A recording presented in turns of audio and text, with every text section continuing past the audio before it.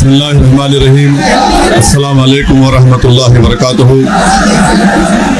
सदर मोहतरम all India Muslim personal हज़रत मौलाना खालिद सैफुल्लाह रहमानी साहब शहनशीन पर तशरीफ़ फरमा, कौम और मिल्लत के तंजीमों के ज़िम्मेदारान, मेरे साथी अरकान पार्लिमान, दीगर सियासी पार्टी के ज़िम्मेदार, मोअज़्ज़िज़ हाज़रीन इकराम, बुज़ुर्गान कौम और मिल्लत, मैं सिर्फ आपके सामने ये अर्ज़ करना चाह रहा हूँ कि नरेंद्र मोदी की हुकूमत वक्फ बिल को लाकर कानून बनाने की जो कोशिशें कर रही है, उनका मकसद एक ही है कि इस मुल्क में अमन को खराब किया जाए। वज़ीर आज़म का मकसद एक ही है कि मस्जिद और मंदिर के नाम पर आवाम हमेशा लड़ते रहे, और उस बिल का मकसद ये नहीं है कि वक्फ की जायदादों को मजबूत किया जाए या उनकी हिफाजत की जाए। आप खुद अंदाजा लगाइए कि हिंदू धर्म के एक बहुत बड़े जूरिस्ट हैं B.K. मुखर्जी की किताब में लिखा गया कि हिंदू धर्म में बाय कस्टम बाय यूसेज वो मंदिर की जायदाद बन सकती है। तो नरेंद्र मोदी वक्फ के वक्फ बाय यूजर को इस तरह से खत्म कर रहे हैं कि अगर कोई डिस्प्यूट होगा या गवर्नमेंट प्रॉपर्टी होगी तो वक्फ बाय यूजर नहीं रहेगा। दिल्ली में 123 वक्फ की जायदादें हैं, जिस पर दिल्ली हुकूमत का दावा यह है, मरकजी हुकूमत का, कि ये गवर्नमेंट की प्रॉपर्टी है। कलेक्टर को इख्तियार देने का मतलब यही है कि कलेक्टर हुकूमत के हक में फैसला देगा। जिस मस्जिद के इमाम हमारे भाई मौलाना मोहिबुल्लाह नदवी साहब हैं, वहां पर मरकजी हुकूमत कहती है कि वो गवर्नमेंट की प्रॉपर्टी है। अगर कल खुदा ना खास्ता ये कानून बनेगा तो कोई भी जाकर मरकजी हुकूमत की तरफ से, दिल्ली सरकार की तरफ से वहां पर एक नोटिस लगा देगा कि ये वक्फ की प्रॉपर्टी नहीं है।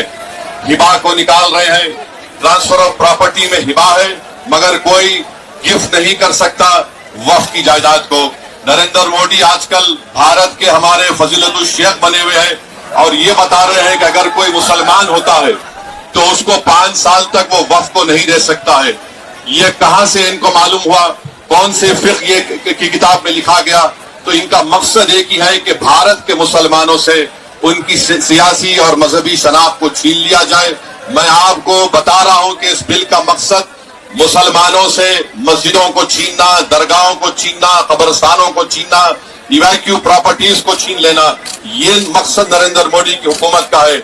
और हम कॉशन कर रहे हैं चंद्रबाबू नायडू को, हमारे पासवान साहब को और नीतीश कुमार को, याद रखिए दुनिया जब तक कायम रहेगी, अगर आप इस वक्त नाजुक वक्त में इस बिल की तायीद करेंगे तो आपको मुसलमान कभी नहीं माफ करेगा, क्योंकि आपकी तायीद की वजह से ये बिल कानून बनेगा। इसलिए हम उनसे भी कह रहे हैं कि आप इस गैर अनकॉन्स्टिट्यूशनल बिल की तायीद मत करिए। हमारा मुतालबा सिर्फ यही है, अगर हिंदू धर्म की प्रॉपर्टीज में, मंदिरों में, सिखों के गुरुद्वारा में कोई गैर सिख या गैर हिंदू मेंबर नहीं बन सकता तो मुसलमान के इस वक्त में क्यों बन सकता है? तो ये तमाम चीजें हैं। हम उम्मीद करते हैं कि हुकूमत इसका नोटिस लेगी। अगर नरेंद्र मोदी इस मुल्क के अमन को खराब करना चाहते हैं, वो मस्जिदों और मंदिरों के झगड़ों में इजाफा करना चाहते हैं, तो ये उनकी हुकूमत की जिम्मेदारी होगी। मैं यहाँ पर शुक्रिया अदा करना चाहूंगा हमारे ज्वाइंट वर्किंग कमेटी पार्लियामेंट के तमाम अरकान का, और खास तौर से कल्याण बनर्जी साहब का, टीएमसी के राजा साहब का, डीएमके का, हमारे नासिर भाई का और मोहिबुल्लाह नदवी साहब का। हमने तमाम बड़ी कोशिशें की, हमने अपनी अपनी डिसेंट रिपोर्ट को दिया, और ये अनकॉन्स्टिट्यूशनल है, इसका कोई भी फायदा वक्फ को नहीं होगा। सिर्फ वक्फ बोर्ड को बर्बाद करने के लिए, वक्फ जायदादों को लूटने के लिए हुकूमत ये एंटी कॉन्स्टिट्यूशनल और एंटी मुस्लिम काम करने जा रही है। बहुत बहुत शुक्रिया।